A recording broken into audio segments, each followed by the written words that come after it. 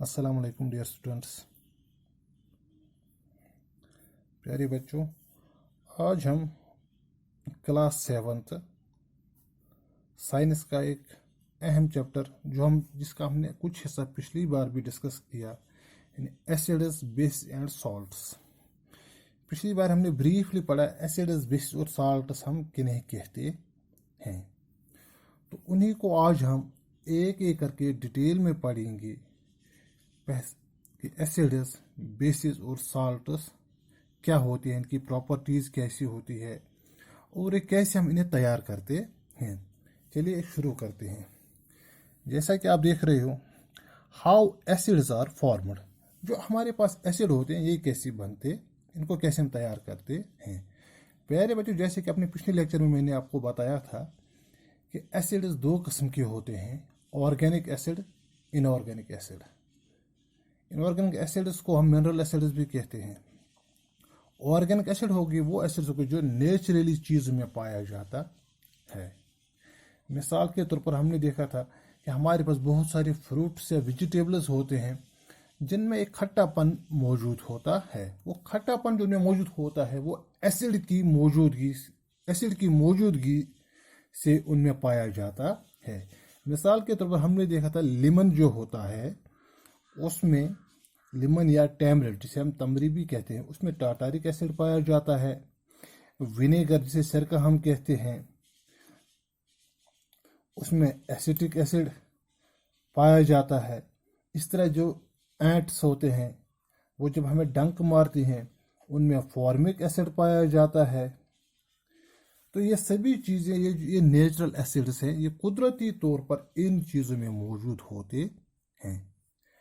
अब दूसरा जो है, इन्हें ऑर्गेनिक एसिड्स भी हम कहते हैं, नेचुरल एसिड्स भी कहते हैं।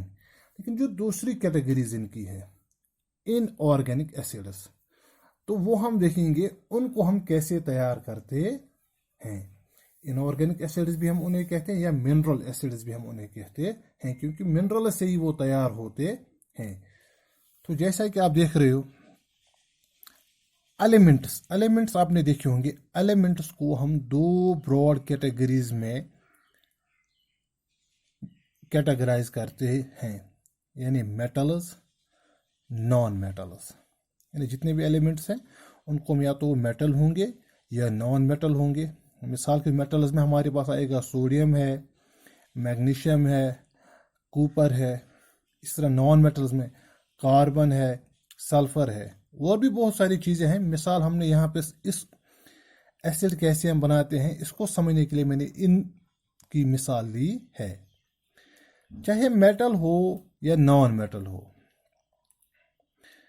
ये इनको जब हम हीट करते हैं या बर्न करते हैं, यानी मेटल्स या नॉन मेटल्स को जब हम हीट करेंगे या बर्न करेंगे, ये ऑक्साइड्स बनाते हैं।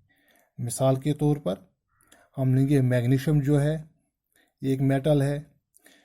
तो जब भी हम किसी चीज़ को बर्न करते हैं, बर्निंग में हमें जो चीज़ बर्निंग जिससे पॉसिबल होती है वो है ऑक्सीजन। तो ये ऑक्सीजन के, मैग्नीशियम ऑक्सीजन के साथ मिलता है, ये मैग्नीशियम ऑक्साइड बनाता है। हमने कहा यानी जितने भी मेटल्स हैं या नॉन मेटल्स हैं वो बर्निंग या हीटिंग के दौरान ऑक्साइड बनाते हैं। यहाँ पर हमने देखा कि मैग्नीशियम ऑक्साइड इसने बनाया। मैग्नीशियम जब ऑक्सीजन के साथ इसने रिएक्शन की, इसने मैग्नीशियम ऑक्साइड बनाया। तो यहाँ पर रिएक्शन बैलेंस नहीं है, लेकिन उसकी वो हम बाद में देखेंगे। लेकिन ये समझने के लिए कि एसिड्स कैसे बनते हैं। पहला जो इसमें जो हमारे पास मेटल्स और नॉन मेटल्स होते हैं, सभी मेटल्स और नॉन मेटल्स, इनको बर्न, जलाने पर या हीट करने पर ऑक्साइड बनाते हैं। तो मैग्नीशियम भी दिखा। इस तरह हमारे पास दूसरा एक मेटल है सोडियम। सोडियम भी जब सोडियम ऑक्सीजन के साथ रिएक्शन करेगा ये सोडियम ऑक्साइड बनाएगा, जैसे कि आप इस वक्त देख पा रहे हो, सोडियम ऑक्साइड। इसी तरह हम आगे चलेंगे, नॉन मेटल आ गया, कार्बन जो है हमारे पास है।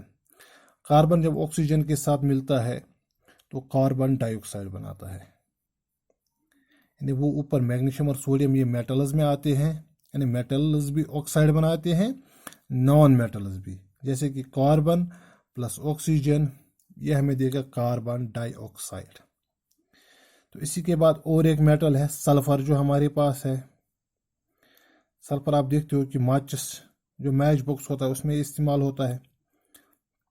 सल्फर प्लस ऑक्सीजन ये सल्फर डाइऑक्साइड बनाएंगे।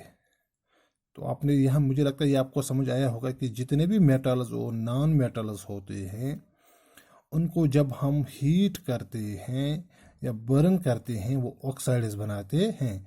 मिसालों के ज़रिए से आपको समझ आया होगा जो मैंने मिसालें दी, चाहे मैग्नीशियम हो ये मेटल है, सोडियम हो ये भी मेटल है। जब ये ऑक्सीजन के साथ मिलते हैं तो मैग्नीशियम ऑक्साइड या सोडियम ऑक्साइड बनाते हैं। इस तरह कार्बन नॉन मेटल है, ऑक्सीजन के साथ जब ये रिएक्शन करता है ये कार्बन डाइऑक्साइड बनाता है। इस तरह सल्फर जो है जब ये ऑक्सीजन के साथ रिएक्ट होता है ये सल्फर डाइऑक्साइड बनाता है। अब जितने भी ऑक्साइड होते हैं ये ऑक्साइड जो नॉन मेटल्स के होते हैं, जब हम इनको पानी में डिजॉल्व करते हैं तो ये एसिड बनाते हैं। मिसाल के तौर पर आपके सामने ये है, यहाँ पर हमने देखा कार्बन ने जब ऑक्सीजन के साथ रिएक्ट किया उसने कार्बन डाइऑक्साइड बनाया। अब इस कार्बन डाइऑक्साइड को जब हम पानी के साथ ये जब रिएक्ट करता है, इसको पानी के साथ हम मिक्स करते हैं, किसको carbon dioxide plus water H2 water का फार्मूला है, तो ये बनाता है H2CO3 यानी कार्बोनिक एसिड। ये इनऑर्गेनिक एसिड है, ये कोई ऑर्गेनिक एसिड नहीं, इनऑर्गेनिक है, मिनरल एसिड है। इसी तरह हमारे पास एक और नॉन मेटल ऑक्साइड है यानी सल्फर डाइऑक्साइड। ये नॉन मेटल ऑक्साइड, मैंने यहाँ मेटल ऑक्साइड्स की बात नहीं की, नॉन मेटल ऑक्साइड्स जब भी पानी के साथ हम उनको मिलाते हैं वो एसिड बनाते हैं। इस तरह हमारे पास और एक नॉन मेटल ऑक्साइड है सल्फर डाइऑक्साइड। इसको जब हम पानी के साथ मिलाते हैं तो ये H2SO3 यानी सल्फ्यूरस एसिड। सल्फ्यूरिक एसिड का नाम आपने सुना होगा, लेकिन उसमें H2 उसमें ऑक्सीजन के 4 मॉलिक्यूल्स पाए जाते हैं, लेकिन यहाँ ऑक्सीजन के 3 ही मॉलिक्यूल हैं H2SO3, ये सल्फ्यूरस एसिड बनेगा। लेकिन जो सल्फ्यूरिक एसिड है वो H2SO, उसका फार्मूला जो वो H2SO4 है। तो यह आपने देख लिया कि ये जितने भी ऑक्साइड्स ऑफ नॉन मेटल हैं इनको जब हम पानी के साथ डिजॉल्व करते हैं तो ये इनऑर्गेनिक एसिड या मिनरल एसिड्स बनाते हैं। अब ये कैसे हम चेक करेंगे? मिसाल के तौर पर हमने पहले ही कहा था कि टेस्ट के जरिए जब हम किसी चीज़ को टेस्ट करते हैं तो अगर हमें ये पता चलेगा कि इसका टेस्ट थोड़ा सा खट्टा है तो उसे हम एसिड कहते हैं। लेकिन जो इनऑर्गेनिक एसिड्स होते हैं ये बहुत ही खतरनाक होते हैं, इनको हम टेस्ट नहीं कर सकते हैं। तो ये कैसे हमें पता चलेगा कि इनका टेस्ट खट्टा है या ये एसिड्स हैं? तो बिल्कुल इनके लिए एक और चीज़ आती है जिनसे हम एसिड्स को टेस्ट करते हैं कि कोई भी सबस्टेंस एसिड है कि बेस है, उससे हम कहते हैं इंडिकेटर्स। इंडिकेटर्स के ज़रिए से हमें पता चलता है कि कोई चीज़ एसिड है, बेस है या ये न्यूट्रल सब्सटेंस है या दोनों में से कोई भी नहीं है। तो ये हम इंडिकेटर्स के ज़रिए से पता लगाएंगे। इंडिकेटर्स भी हमारे पास जो होते हैं वो नेचुरल इंडिकेटर्स हैं, मैन मेड इंडिकेटर्स हैं।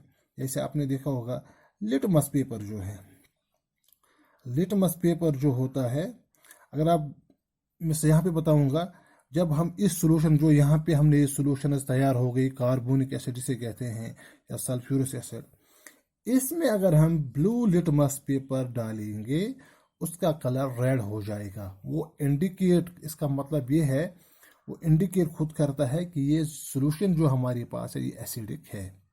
तो यहाँ एक बात हमें याद रखनी है कि जब भी हम ब्लू लिटमस पेपर एसिड में डालेंगे उसका कलर रेड हो जाएगा। लेकिन अगर ये सोल्यूशन रेड नहीं, अगर ये लिटमस पेपर रेड नहीं हो जाएगा, इसका मतलब है ये सोल्यूशन एसिडिक नहीं है। यानी लिटमस पेपर के जरिए से हम इसको इनऑर्गेनिक एसिड्स को हम पता लगा सकते हैं। लिटमस पेपर जो ये एक इंडिकेटर है।